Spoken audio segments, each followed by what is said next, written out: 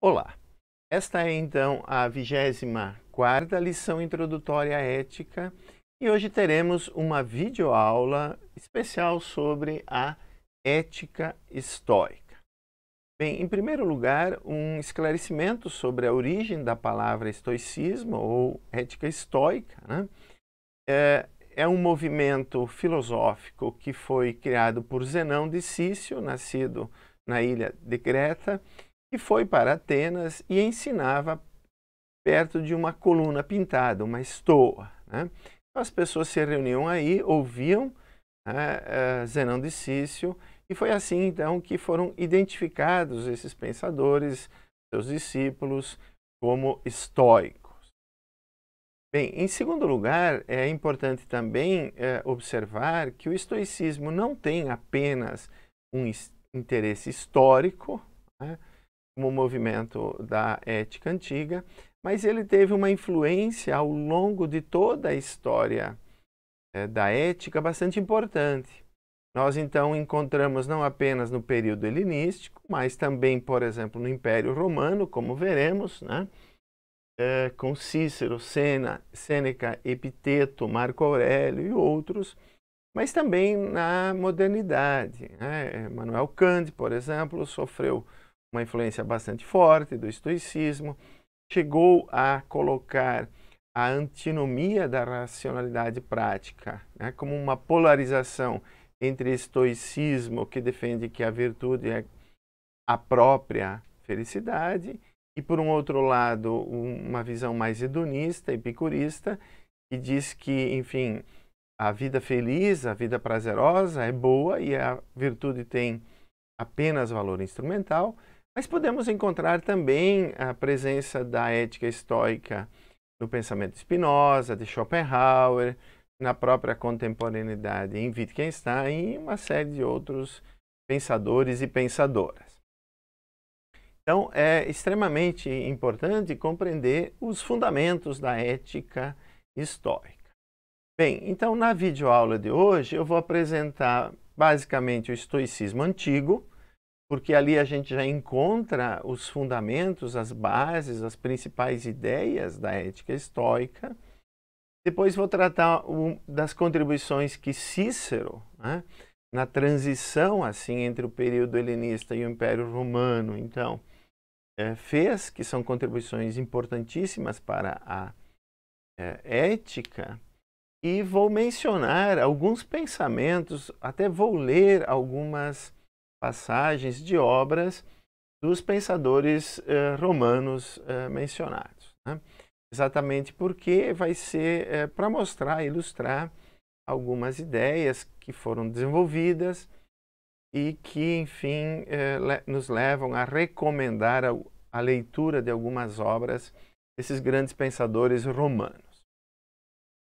Bem, então, para começar, eu vou dizer o seguinte, né? As fontes do pensamento do estoicismo antigo, de alguma forma, se perderam, né? Mas nós temos depoimentos por formas de reconstituir esses pensamentos, né, de outras maneiras. Então, o importante aqui é perceber que esse movimento que começou há 22, 23 séculos atrás, ele teve, sim, os seus fundamentos já estabelecidos por Zenão, mas que as obras elas se perderam. Então, nós temos referências, né, temos fontes para identificar, e uma delas é já o livro mencionado, né, em videoaulas anteriores, do Diógenes Laércios, né, Vidas e Doutrinas de Filósofos Ilustres, que vale a pena a gente ler. Bom, então eu vou tratar agora de mostrar duas grandes contribuições de Zenão, né, segundo o depoimento de Diógenes Laércios. Né? Então, nesse livro, o Laércios escreveu o seguinte: por isso, Zenão foi o primeiro, em sua obra Da Natureza do Homem, que Está Perdida, né, a definir o fim supremo como viver de acordo com a natureza, ou seja, viver segundo a excelência, porque a excelência, a virtude, né, é o fim para o qual a natureza nos guia. O mesmo dizem Cleantes em sua obra Do Prazer e Poseidônios e Hecaton na obra Dos Fins. Bem, então aqui nós temos as duas primeiras grandes ideias do estoicismo, né, as contribuições. Primeiro, uma espécie de máxima geral, um princípio, um guia geral para a nossa vida, né? Vou chamar simplesmente então um princípio, que diz que nós devemos viver conforme a natureza. Bem, alguns esclarecimentos para evitar mal-entendidos devem ser feitos imediatamente. Primeiro, não é o caso, né, de que esse princípio significa, por exemplo, que a gente deva observar o comportamento dos animais e imitá-los. Em alguns pensadores estoicos, a gente encontra esse tipo de observação. Por exemplo, em Epiteto, né, as ovelhas agem assim, faça você, né, dessa maneira e tal. Mas isso é uma forma um pouco restrita de interpretação desse princípio viva em conformidade com a natureza. O que ele realmente significa, né, tem a ver com uma certa pressuposição, digamos, cosmológica, né, do próprio estoicismo, que não trataremos aqui, que é a tese, até certo ponto, né, considerada metafísica, de que há uma racionalidade, há uma ordem inerente a todo o universo, a toda a natureza, que é o chamado logos espermatikos. E esse logos que é inerente ao mundo, né, ele se manifesta em nós também. Nossa racionalidade, então, acessa esse ordenamento, né, cósmico, e é, então, isso que temos que fazer. Viver conforme a natureza significa, no final das contas, para Zenão e para os grandes pensadores estoicos, né, agir conforme a nossa racionalidade. Bem, essa tese, claro, ela é uma espécie de fundamento para qualidade de caráter, para deveres, né, e é, então, assim que nós vamos tratar, né, como uma espécie de base metafísica da ética estoica, né? E é também, claro, um guia de ação, né? É um princípio que nos leva a agir de alguma forma. Agora, a partir disso, então, né, como o próprio Diógenes Laércio esclarece, né, é que nós encontramos a tese ética propriamente dita mais importante do estoicismo, que é exatamente, né, segundo Laércio, que nós devemos viver segundo a excelência, que nós devemos buscar a virtude, e a virtude é o bem supremo, né? Essa tese, ela de alguma forma já apareceu, né, no desenvolvimento do pensamento ético socrático. Ela é retomada pelos estoicos e ela se torna aquilo que é, digamos, sui generis das contribuições dos estoicos à ética, né? A saber, a excelência, a virtude, né, deve ser buscada por si própria e ela é idêntica ao bem supremo. Ela é a eudaimonia, ela é a felicidade. Não há aí, então, digamos, uma relação de uma causa por um efeito, né? Na verdade, a virtude, a vida virtuosa é a vida feliz para o estoico. Então eu estou chamando, entre aspas, aqui um pouco, virtuosismo, né, essa tese, por exemplo, para a gente contrapor a hedonismo, né, e compreender exatamente o peso dessa afirmação de que a excelência é a vida feliz, né? Quer dizer, para um estoico, buscar a vida virtuosa, né, vivê-la, exercer as virtudes é suficiente para agir de forma que você seja feliz. Tá? Bem, exemplificações de virtudes eu já apresentarei. Né? Assim como o próprio Diógenes Laércio nos esclarece que foi Zenão quem, por primeiro, nos colocou as questões relacionadas com o dever. Kakekon, em grego, tem um sentido específico de obrigatoriedade. Então, aqui está uma outra ideia importante, que a gente precisa compatibilizar com a ideia das virtudes, que é a noção de dever. Foram, então, os estoicos, Zenão em particular, que começou a fazer uma investigação sistemática sobre os nossos deveres, mostrando uma certa compatibilidade com o exercício das excelências das virtudes, e eu vou ilustrar logo mais com Cícero. Bom, uma outra ideia importante dos estoicos, que eu pretendo também ilustrar com alguns pensamentos de alguns autores, é a famosa tese de que a vida virtuosa ela precisa de um certo exercício de vontade, ela depende de um certo exercício de vontade, nos quais nós negamos as paixões. Em grego, apáteia, quer dizer, é a negação de patos. Então, é viver sem paixões. E aí que nós temos, então, numa certa transliteração, digamos, a ideia da apatia. É a famosa apatia estoica. Eu gostaria de comentar agora brevemente. Por quê? Porque muitas vezes ela é mal entendida. O que para um estoico é importante, como veremos, é diferenciar aquelas coisas sobre as quais nós não temos controle, e é independente da nossa vontade, porque é assim que é, por exemplo, a ordem inerente ao universo, e aquelas coisas que estão, sim, sob o nosso controle. E sob o nosso controle, a única coisa que realmente nós temos é o nosso próprio exercício de vontade, que pode ser feito de diferentes maneiras, de formas virtuosas ou não.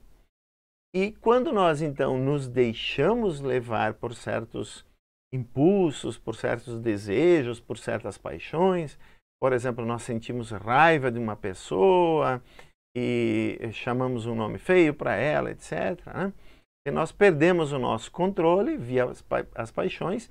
Então, o que o estoico recomenda sempre, no final das contas, é que nós controlemos e, em última análise, nós extirpemos, eliminemos completamente da nossa vida as paixões. Isso, claro, leva a uma certa percepção de que o estoicismo é uma ética insensível, etc., mas tem mal entendidos aí.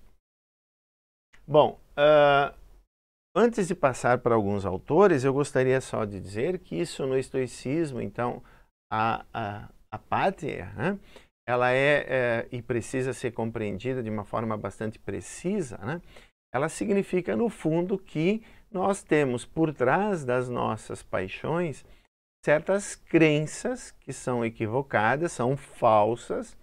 Então, para nós eliminarmos as paixões, nós precisamos corrigir essas nossas crenças, viver de forma veraz, verdadeira em relação à ordem do mundo e não nos deixarmos nos levar por paixões. Bom, dito isso, então, com esses quatro elementos que vêm já de Zenão de Cício, etc., nós temos os principais ingredientes da ética estoica, que foram desenvolvidos em diferentes direções, muitas vezes. Eu pretendo agora ilustrar simplesmente, porque numa videoaula nós não temos condições de aprofundar o pensamento desses autores todos. Bom, o primeiro, então, que eu gostaria de mencionar, que fez exatamente essa conexão entre o mundo grego, né, e o mundo romano, é Cícero, já conhecido, né, nosso, porque foi ele, inclusive, que traduziu a palavrinha ethos ou ética, né, grega para o latim, utilizando a palavra que hoje nós também utilizamos, que é moral, né? Bom, o Cícero tem um livro maravilhoso chamado De Officiis, né? Traduzível por Dos Deveres, né? O que mostra a preocupação, digamos, dos estoicos em geral com a noção de dever, né? na vida moral. E que, por exemplo, em Kant assumirá, digamos, né, o topo, né, da compreensão da vida moral. Quer dizer, o dever é a categoria ética mais importante. Bom, claro, há dúvidas sobre se Cícero foi um estoico ou não. Ele próprio se autodenominava um cético, mas na ética dele, né, nesse livro De Officiis, nós encontramos muitos desses elementos da ética estoica. Em geral, também eu gosto de dizer que no final das contas, Cícero mistura alguns elementos céticos, outros estoicos, reinterpreta o próprio Epicuro e etc. Então ele é uma espécie de eclético, né? Constrói uma ética eclética. Bem, sem mais, então, eu só gostaria de mencionar o seguinte, que nesse livro De Officiis, né, sobre os deveres, então, o Cícero apresenta 4 virtudes básicas, lembrando então até Platão, né, e que mais tarde serão chamadas virtudes cardeais. A primeira delas é a sabedoria, entendida basicamente em termos aristotélicos, né, de uma vida dedicada à teorização. A segunda é a justiça, aqui já compreendida numa função especial de proteção da propriedade e garantia dos contratos, né? Uma terceira é a fortitude, que enfim se chamava coragem, mas que no Cícero e no estoicismo geral é melhor entendida então como uma firme resolução no cumprimento dos deveres, né? E finalmente a temperança, que é também uma das virtudes fundamentais, básicas, digamos, do estoicismo. O interessante do pensamento do Cícero, uma das suas contribuições, talvez a mais importante, é extrair deveres específicos dessas virtudes. Então, eu vou só ilustrar com uma ou duas dessas virtudes. Da virtude da sabedoria, né, segundo Cícero, deriva alguns deveres, como, por exemplo, os deveres de observação cuidadosa da natureza, de investigação, de procurar encontrar e contemplar a verdade e assim por diante, né? As outras, talvez a mais importante, é a da justiça, e aqui também se seguem alguns deveres específicos, né? Então, por exemplo, não causar dano, exceto em retribuição por um dano injustamente causado, ajudar a prevenir injúrias, né? Isto é, não se omitir. Outro dever que se segue é punir injustiças, manter as promessas e assim por diante. Bom, aqui nós temos então, eu não vou exemplificar com as outras virtudes, vou recomendar a leitura, né, de Officiis. Nós temos uma forma interessante de perceber a relação entre qualidades de caráter e deveres, né? Na verdade, Cícero extrai das virtudes alguns deveres, né? Então, claro, aqui cabe também lembrar um pouquinho que desde o ponto de vista contemporâneo, né, nós sempre nos preocupamos com o que é uma ética de virtudes, e se por uma ética de virtudes nós entendermos, né, essa tese, digamos, socrática, ou né, também do Zenão, de que a vida virtuosa é a vida feliz, que a vida virtuosa é suficiente para a vida feliz, então o estoicismo ou a ética estoica, no final das contas, seria a única ética de virtudes digna desse nome, né? Mas ela, interessante no Cícero, ela não exclui deveres. Ao contrário, né, como a gente viu, de algumas virtudes em particular se seguem determinados deveres. Bom, eu vou agora mencionar aqui, então, o desenvolvimento rapidamente, né, do estoicismo no período do Império Romano, né, nesses autores. E, obviamente, como eu anunciei, eu não terei tempo de apresentar todas as ideias desses autores. A gente encontra esses elementos fundamentais de uma ética estoica em cada um deles, né? Eu vou, então, só apresentar alguns pensamentos e algumas contribuições especiais, né? Bom, em relação a Sêneca, né, há muitas obras interessantes para se ler, né? Eu menciono algumas ali no livro-texto. Eu tenho aqui também sobre a brevidade da vida. Eu gostaria de ler um pequeno trecho para exemplificar como, de fato, o estoico, né, procura uma vida virtuosa e ele se torna até o protótipo de uma certa virtude. Então, por exemplo, da pessoa sábia, né? Ao longo da história da filosofia, depois do estoicismo, praticamente se passou a identificar o estoico como uma pessoa sábia, né? Por quê? Porque ele supervaloriza as virtudes, em especial a sabedoria. Até por razões que são importantes para a ética, porque é o conhecimento do bem que possibilita uma certa unificação das virtudes. Lembrem, diferentemente, né, dos aristotélicos, os estoicos defendem que quem tem uma virtude tem todas as virtudes, né? Consegue exercer todas. Então eu só vou ler para exemplificar o quanto Sêneca leva a sério, por exemplo, essas teses, né, presentes já lá no estoicismo antigo, em especial aqui há um certo elogio da sabedoria. Então eu leio.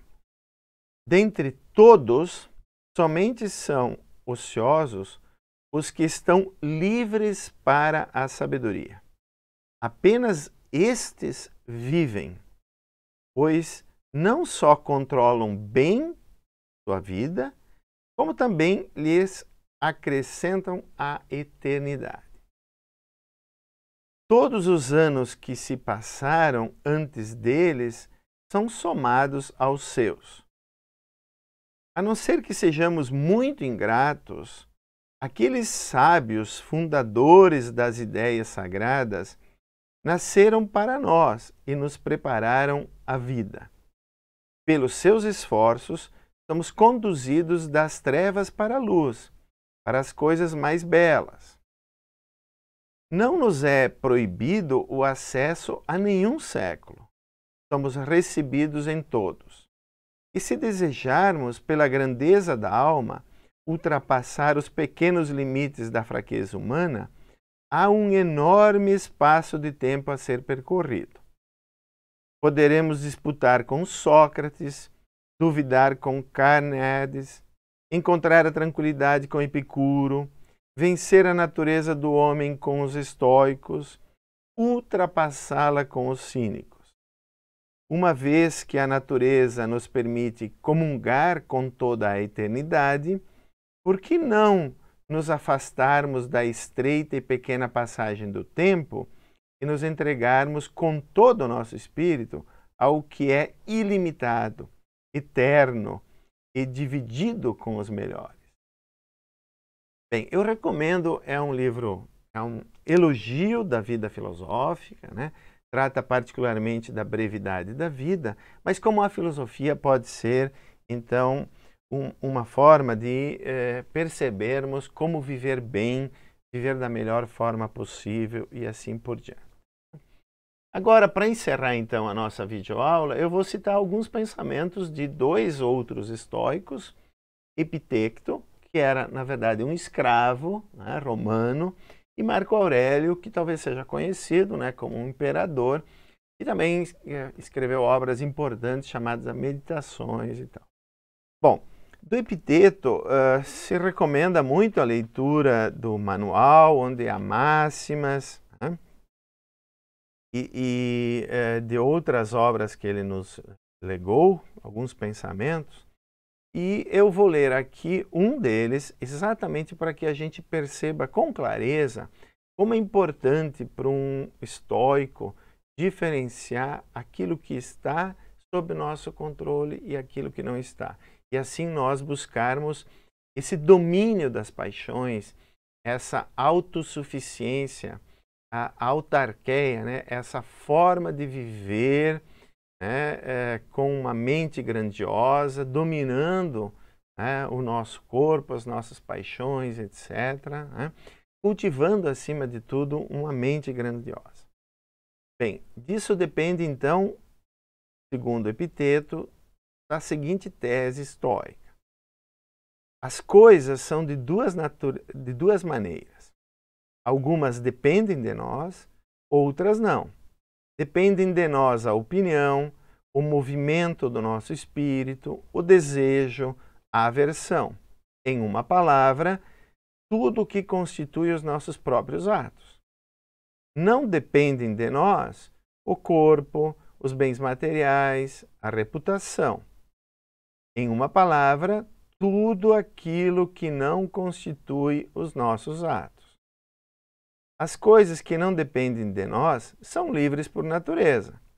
Não podem ser impedidas nem detidas. As outras, em compensação, são débeis, escravas, sujeitas a impedimento e, por último, são coisas alheias. Bem, esse pensamento, então, ele reforça aquela tese já antecipada. Mas, para complementar, eu gostaria de dizer, né, que o que a gente encontra aqui também, né, é uma tese da ética estoica, né, que nos leva a uma certa aceitação do modo como as coisas são. Inclusive, muitos críticos da ética estoica dizem que há uma espécie de determinismo, né, senão de fatalismo, porque os estoicos acreditariam num mundo completamente encadeado por relações de causa e efeito, e que, portanto, tudo o que nos restaria seria uma certa adequação e uma aceitação desse mundo, né? Levando até a uma espécie de negação da liberdade de agir e a um certo conformismo. No caso do Epiteto, sendo escravo, então, nós encontraríamos ali um certo conservadorismo também social, né? Bem, há algo de verdadeiro nessa crítica, mas ela se torna injusta, né, se nós defendermos que, dado o determinismo, digamos, né, do mundo, e que então nós devemos adequar a nossa vontade a ele, quer dizer, a pura facticidade que há no mundo, isso implica uma certa negação da responsabilização ou, né, da liberdade dos atos. De fato, os estoicos, no final das contas, então, eles são compatibilistas, porque eles acreditam, sim, que há um espaço para a liberdade, por exemplo, no nosso exercício da vontade, né? No controle da nossa vontade. Bem, finalmente, eu gostaria de dizer sobre Epiteto que ele foi um grande defensor do igualitarismo e do universalismo, né? A ética estoica começa aí, nesse momento, a defender teses importantíssimas para a modernidade.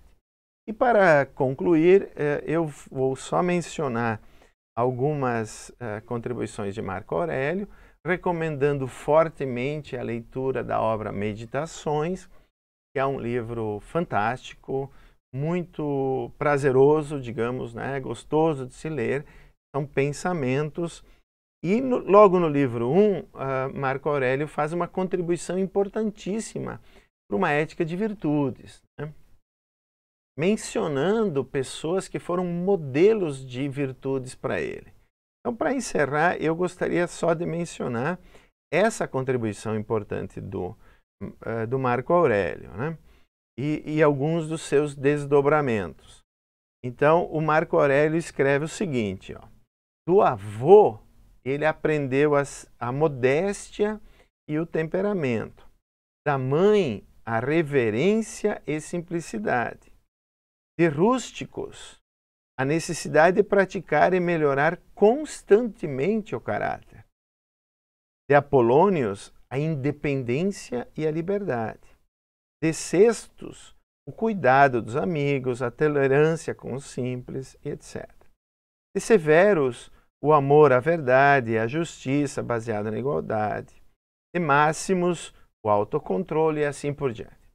Bem, o que nós temos aqui é claramente essa ideia, né, de que o modelo, né, de determinadas virtudes se personifica, e essa tese é importante em termos, ao menos, né, de educação moral, que é assim que nós aprendemos a desenvolver essas virtudes. Independentemente da tese atual, né, que não há outro critério para estabelecer a ação correta, né, essas contribuições de Marco Aurélio são sim importantes em termos de educação moral. Bom, para finalizar mesmo, então, eu gostaria de homenagear novamente, né, esses autores todos, em especial Marco Aurélio, dizendo que ele foi um dos grandes, junto com os outros estoicos romanos, né, pensadores que estabeleceram os fundamentos do cosmopolitismo. Porque então, se, como Epiteto, né, insiste, nós somos iguais, nós somos livres, né, e que então é possível, por exemplo, construir uma ética universal, né, nós temos também que extrair, e Marco Aurélio era, né, um imperador, conhecia a política, extrair as implicações políticas. Em especial, por exemplo, a ideia que nasce lá na antiguidade do cosmopolitismo. Né? Bem, por hoje é isso. Nós voltaremos em algum outro momento com outros desenvolvimentos, né, das éticas na antiguidade. Até lá e obrigado por participar conosco dessas videoaulas.